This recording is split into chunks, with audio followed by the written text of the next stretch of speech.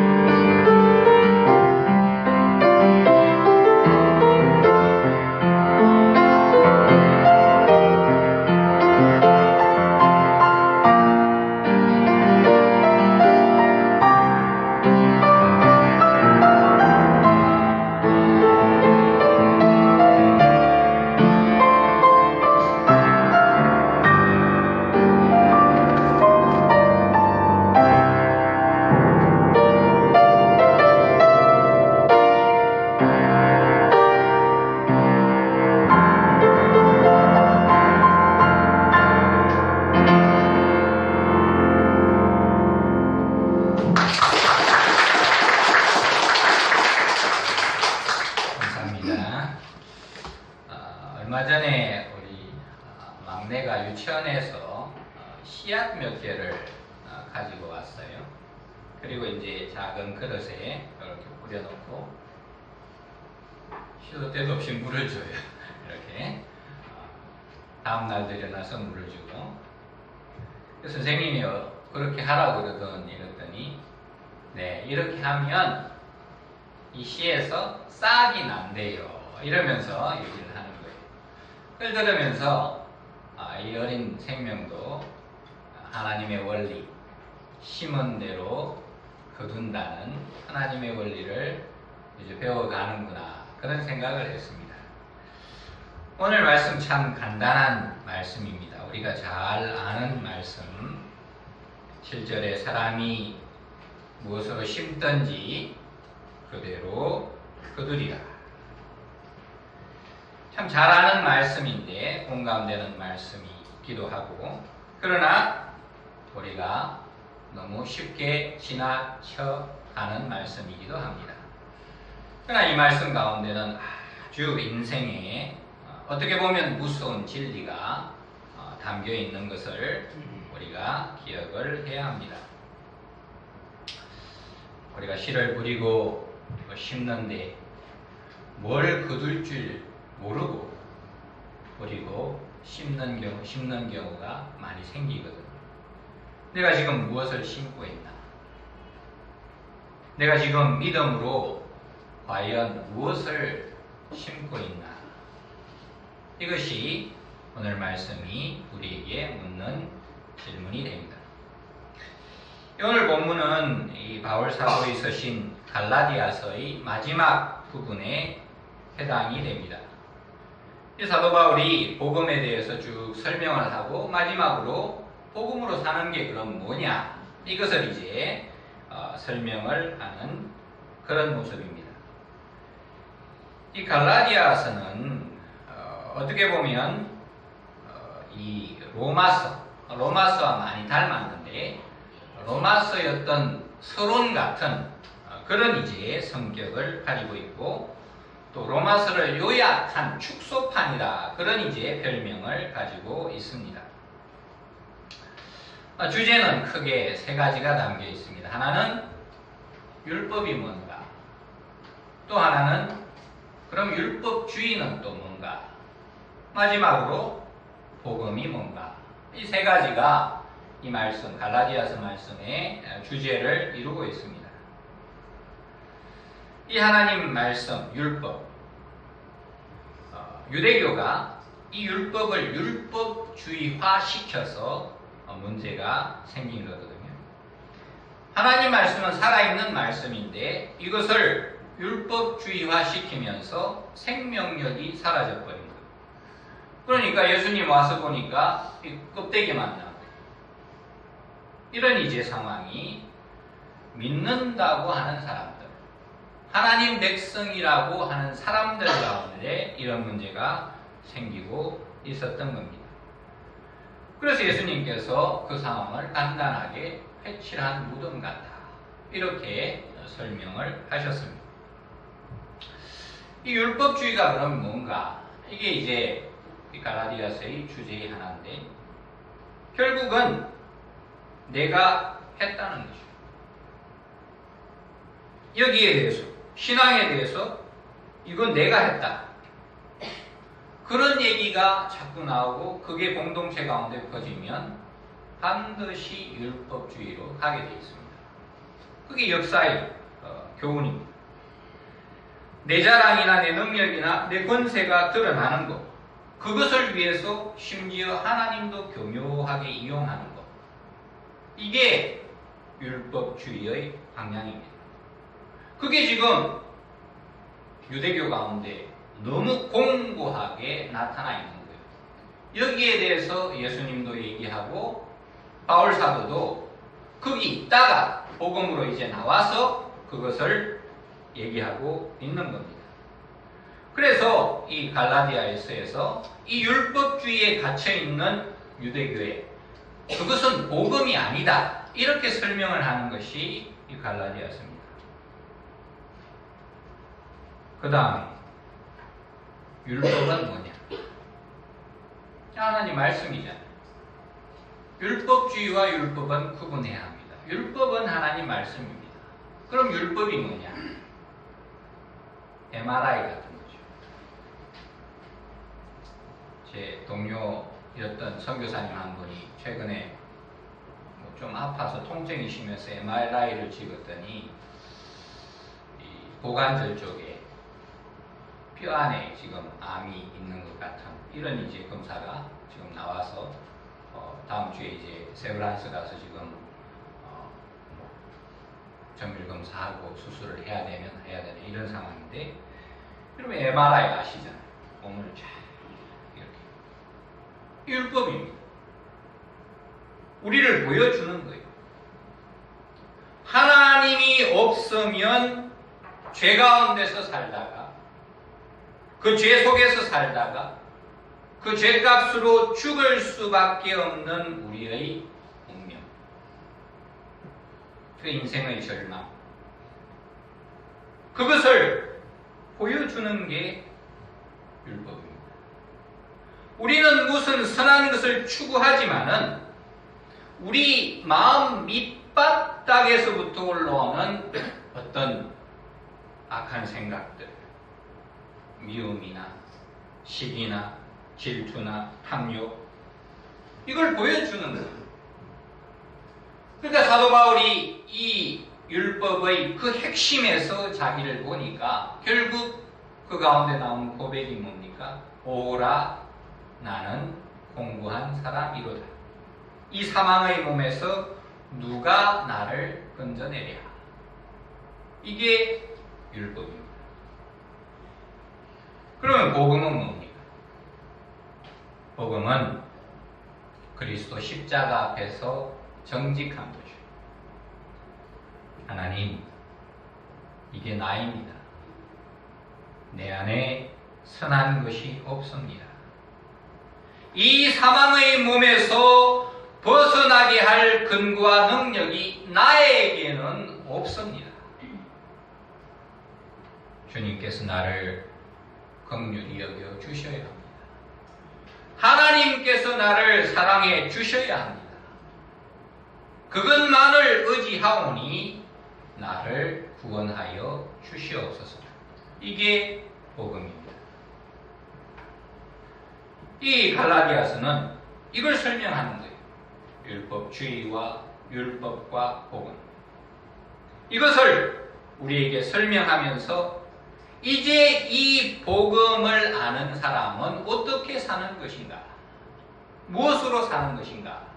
그것을 오늘 말씀에서 결론적으로 얘기를 하고 있습니다. 어떻게 믿음으로 삽니까? 심으면서 산다는 거예요. 심으면서. 그럼 뭘 심습니까? 크게 두 가지죠. 하나는 6절에 나오죠. 가르침을 받는 자는 말씀을 가르치는 자와 모든 좋은 것을 함께하라. 무슨 뜻입니까? 뭘 심으라는 겁니까? 하나님 말씀을 심으라는 뜻입니다. 6절은 간단합니다. 하나님 말씀을 심으라는 거예요. 근데 이 6장 6절 말씀은 좀 오해의 소지가 있는 교회 역사 가운데 그런 이제 말씀이 됩니다. 사역자들은 6장 6절이잖아요. 그래서 쌍육절이라고 그러기도 하고 또 어떤 분은 갈쌍육 이렇게 요약해서 이 말씀을 얘기를 합니다.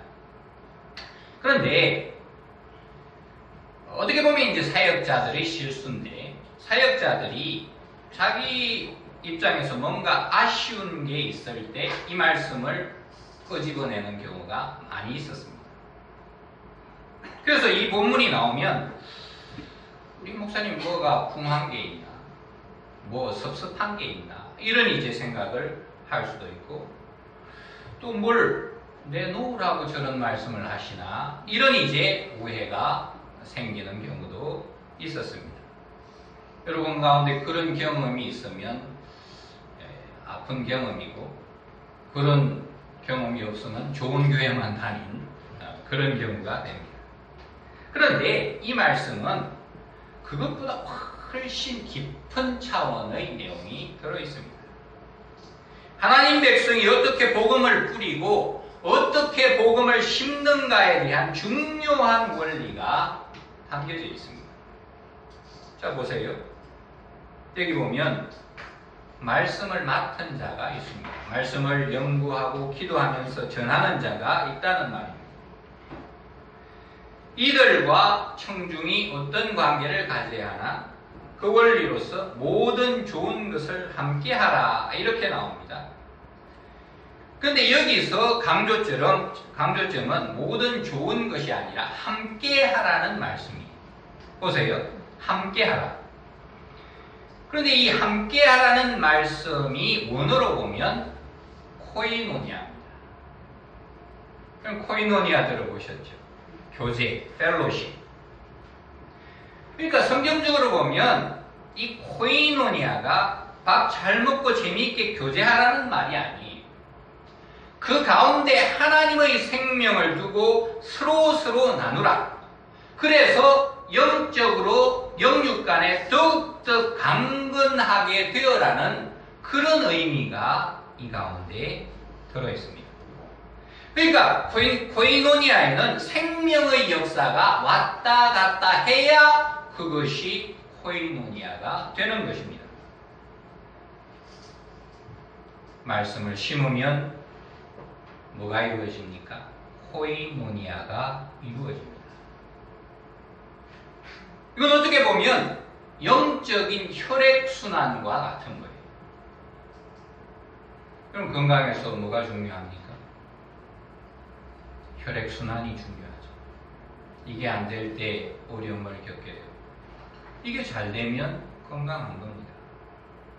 다시 말해서 말씀을 심으면 코이노니아가 이루어지는데 그래야 영육 간에 영적인 혈액순환이 일어나면서 모든 성도들이 다 건강해진다는 그런 측면의 말씀을 하고 있습니다. 자, 그래서 사역자는 뭘 해야 하나? 말씀을 캐고 또 캐야 합니다. 하나님 말씀은 거대한 안반 밑에 있는 보석, 원석과도 같은데 이것을 캐내려고 그러면 그냥 대충 해서는 안 됩니다. 뚫고 들어가야 됩니다. 여러분 드릴로 뚫으면서 막 바위가 튀는 거예요. 그런 어려움을 감수하고 깊이 뚫고 들어가서 하나님 말씀을 그 가운데서 끄집어내야 합니다. 이게 사역자의 삶입니다. 다른 거에 바꾸면 이게 가장 먼저입니다. 하나님 말씀 안에 들어있는 그 보석을 온 전신의 노력을 들여서 캐내야 쓸데없이 바빠서는 안 된다는 거예요. 여기에 이것을 집중하느냐, 이것이 교회의 생명과도 관계가 있는 겁니다. 그러면 그 말씀을 받는 자는 어떻게 하느냐?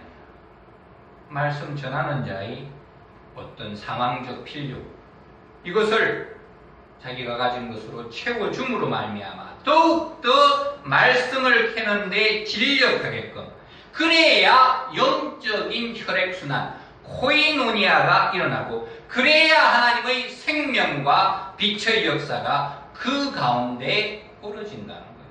이게 말씀을 심는 거에 해당이 됩니다. 그리고 무엇을 심든지 그대로 거두리라. 제가 어릴 때 우리 시골집이 이 보육원을 했습니다. 그리고 그 옆에 이제 교회를 창립하는데 도와서 교회가 지금 교회도 웬만큼 잘 형성이 돼 있고 보육원도 지금 잘 되는 그런 이제 상황인데, 제일 수고한 분이 제 할머니세요. 큰 수고. 제가 막 그냥 그림처럼 지나가요. 얼마나 고생하시고 수고하셨는지. 이 할머니가 제게 자주 시키시던 심부름이 하나 있어요. 이제 보육원생들을 먹이기 위해서 그 집 옆에 양계장을 이렇게 했거든요. 근데 가끔 그 양계장에서 저를 불러요. 정견아.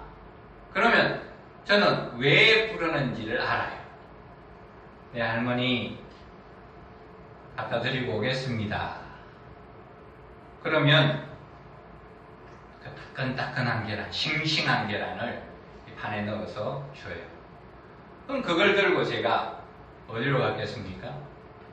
교회 목사님한테 드리고, 목사님이 할머니가 갖다 드리래요, 권사님이 갖다 드리래요. 그러면 이거 쓰다듬어 주시면서 그래 잘 가라. 이런 일을 제가 많이 했어요. 뭐냐 하면 그 할머니에게 하나님 말씀이 생명이에요. 그걸 생명의 역사가 풍성해지기 위해서 그 일을 하십니다.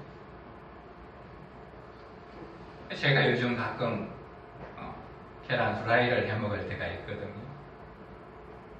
제가 계란 후라이를 할 때 생각이 나요. 우리 할머니. 하나님 말씀을 생명처럼 여기던 할머니. 그 코이노니아의 역사. 그럼 자녀들에게 뭘 물려주겠어요? 이 생명의 역사가 전해 내려가야 합니다. 그래야 우리가 희망이 있는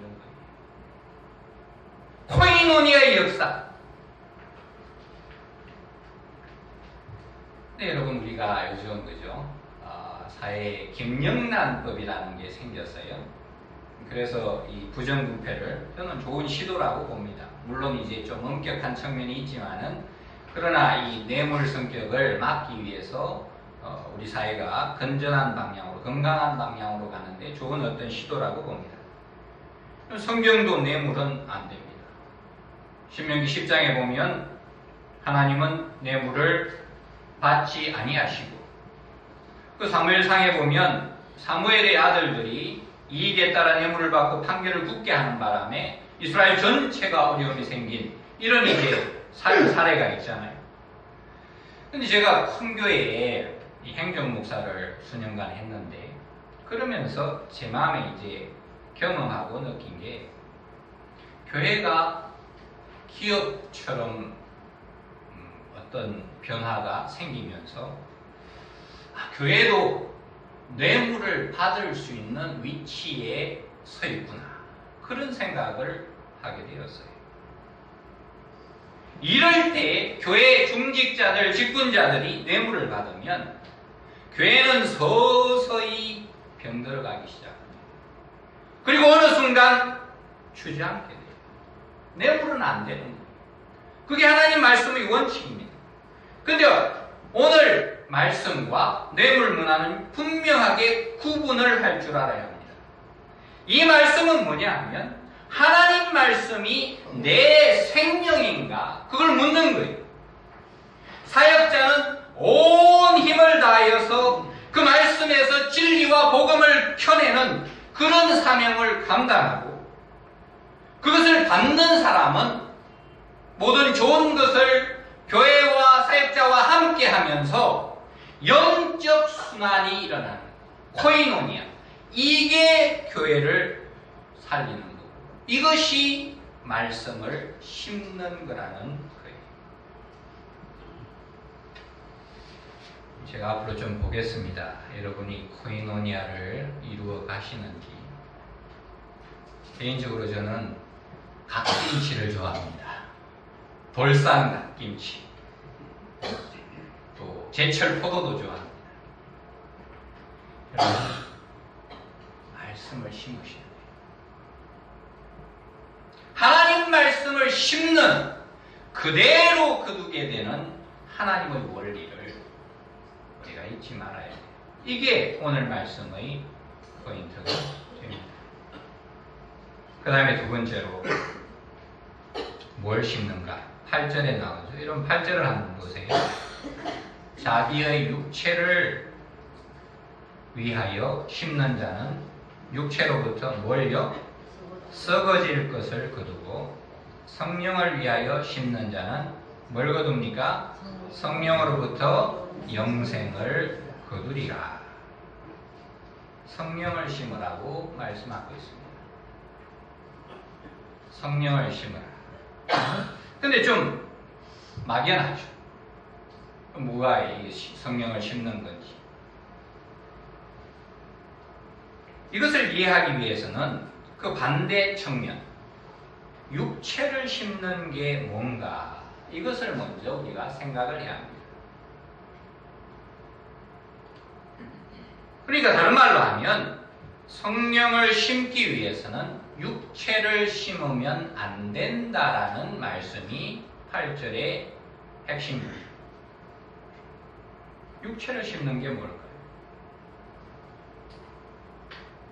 그럼 사람마다 성격이 있죠. 좀 외향적인 사람은 욱합니다. 또 또 좀 내향적인 사람은 꽁합니다. 둘 다 성격이 있는 거죠. 모양만 다를 뿐 다 성질이 있는 겁니다. 우리 애들도 보면 어떤 애는 욱해요. 어떤 애는 꽁합니다. 애들도 성격이 있는 거예요. 근데 여러분, 그죠? 이 성격, 성질이라는 것은 성경적으로 보면 인간의 죄성과 깊은 연관이 있습니다. 그리고 이것은 오늘 말씀 자기의 육체를 위하여 심는 것과 밀접한 관련이 있습니다. 그리고 어떤 경우 보면 욱하는 이런 성격을 화통하다, 화끈하다, 뒤끝이 없다 이렇게 이제 하는 경우가 있는데 굉장히 조심해야 합니다. 그건 비성경적입니다. 그런 경우는 그분이 속한 가정이나 공동체가 거기에서 나오는 그게 오히려 심겨지는 거예요. 주의에 심겨지게 되는 거예요. 자기는 화통하고 깔끔하고 뒤끝이 없지만 이게 나와서 가정에 심기고 공동체에 심기게 되는 거예요. 그렇게 되면 무슨 상황이 생겨나나? 오늘 말씀 그대로예요. 그게 심겨지면 썩어질 것이 생겨납니다. 가정이 아프게 되고 공동체가 아프게 돼요. 여러분, 이 썩어질 것이라는 것이 원문으로 보면 영어로 하면 disruption인데 파괴적 현상을 일으킵니다. 그래서 오늘 말씀이 굉장히 중요한 겁니다. 파괴적 현상이 일어납니다. 여러분, 그죠? 어린 아이들은 원래 이 정신적인 문제가 생겨나면 안 됩니다. 그런데 그런 게 생겨나는 것은 1차적으로는 부모와 사회가 책임을 져야 돼요. 왜냐하면 이 어린 가운데 지금 뭔가 파괴적인 현상이 그 육체 가운데서 나타나는 것을 말하거든요. 그래서 예수님이 이것을 통탄하시고 유대 사회에서 애들이 이상해지니까 예수님이 막 책망을 하세요. 이 유대 사회가 얼마나 미쳐 돌아갔으면, 얼마나 학력이 설쳤으면, 얼마나 사람들이 성질을 부렸으면 아이들의 마음이 이렇게 됩니다. 무서운 말씀. 성령을 위하여 심는 자는 성령으로부터 뭘 거둡니까? 영생을 거둡니다. 성령을 심는. 그럼 성령을 심는 게 뭡니까? 성경은 두 가지를 얘기합니다. 성경 전체적으로 두 가지. 하나는 순종하는 것. 하나님 말씀에 순종하는 것. 두 번째는 내 상황을 참고 기다리고 감수하는 것. 하나는 뭐라고요? 하나님 말씀에 순종하는 것. 또 하나는 뭐라고요? 내 상황을 참고 기다리고 감수하는 것. 이 두 가지입니다. 성경을 심는 것은 이 두 가지. 여러분, 성경을 보세요. 다른 열매는 하나님이 인정을 안 하십니다. 이 성령을 심어야 하나님께서 열매를 주시지, 다른 것을 아무리 심어봐야 결국 거기서 썩는 냄새가 납니다. 자기 자랑만 가득합니다. 나중에 보면 우스운 열매만 가득합니다. 여러분, 아브라함의 인생을 보세요. 모세의 인생을 보세요. 다윗의 인생을 보세요. 결국 하나님께서 하나님의 아들 예수 그리스도에게도 요청하는 게 그 두 가지입니다. 그래야 성령으로부터 뭐가 맺힌다고요? 영생이 맺힌다는 거예요. 이제 오늘 이 갈라디아서 주제와 연결이 돼요. 이 갈라디아서는 우리에게 두 종류의 십자가가 있다고 표현하고 있습니다. 뭐 십자가가 하나지 무슨 두 개냐. 근데 여러분 갈라디아서를 잘 읽어보세요. 십자가가 두 개. 하나는 어떤 십자가입니까? 주님이 달린 십자가죠. 우리 복음의 근거고 우리의 구원받은 근거가 되고 이 주님의 십자가가 하나의 십자가입니다. 근데 하나의 십자가가 더 있습니다. 그게 뭡니까? 내가 달려 있어야 할 십자가. 내가 달려 있어야 할 십자가. 그 십자가가 또 하나 더 있는 거예요. 내가 달려 있어서 하나님 말씀에 순종할 수 있고 내 상황을 참고 기다리며 감수할 수 있는 그 십자가가 또 하나의 십자가입니다. 이 두 가지의 십자가가 같이 있어야지 어떤 사람은 예수님 십자가만 자랑합니다. 그런데 내가 져야 하고 내가 달려 있어야 할 십자가는 어디 처박아 두는 거예요. 또 어떤 사람은 못을 뽑고 내려와요. 못 뽑고 내려와가지고 막 돌아다니고 자기 마음대로 하고 이리저리 성질 내려 돌아다니고 그럼 그 지나간 자리에는 썩는 냄새밖에 나지를 않습니다. 그게 오늘 말씀의 내용입니다. 예수님 십자가는 영광으로 취하고 내가 달려있어야 할 십자가를 지지 않으면 거기에서 위선이 생기는 거예요. 거기에서 스물스물 거짓말이 나오는 거예요. 거기에서 자기 자랑이 나오고 자기 능력과시가 나오고 그러면서 교회는 서서히 죽어갑니다. 그게 이스라엘의 역사였어요. 보세요, 성경. 그게 교회의 역사였어요. 그래서 하나님은 말씀하시죠. 7절에 보세요. 스스로 속이지 말라. 하나님은 어떤 하나님이라고요? 업신여김을 받지 아니하나니. 그렇게 하면 스스로 속이는 게 됩니다. 나아가서 하나님을 옛날 표현으로 마무리 여긴다 그러죠. 하나님을 업신여기게 되는 그런 결과가 나타나는 것을 우리가 볼 수 있는 겁니다. 그래서 이 하나님 말씀과 이 성령을 어떻게 심으라고 합니까? 10절에 보면 마지막에 기회 있는 대로 심으라고 얘기합니다. 때를 가리지 말고 기회를 만나는 대로 주저하지 말고 하나님 말씀을 심고 성령을 심으라고 말씀하고 있는 거예요. 그리고 9절 때가 이름에 어떻게 해요? 거두리라.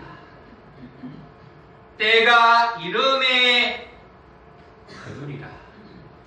거두는 것은 하나님의 영역이라는 거죠. 거두는 것은 하나님께 속했다는 거예요. 그것을 믿지 않으면 안 되는 거예요. 하나님께 속한 것이 거두는 거예요. 그때까지, 그때가 이럴 때까지 조급하지 말고, 성급하지 말고, 안달하지 말고, 하나님이 정하신 시간이 가장 정확하고 그 하나님의 시간이 나에게도 은혜롭고 축복된다는 믿음. 때가 이름에. 사랑하는 성도 여러분, 심은 대로 거두게 됩니다. 하나님을 바라보시고 믿음으로 하나님의 시간을 바라보시고 믿음으로 하나님 말씀을 심고 성령을 심는 여러분 다 되시기를 축원합니다. 이 시간은 우리 반주자 되시는 박은미 선생님이 오늘은 독주를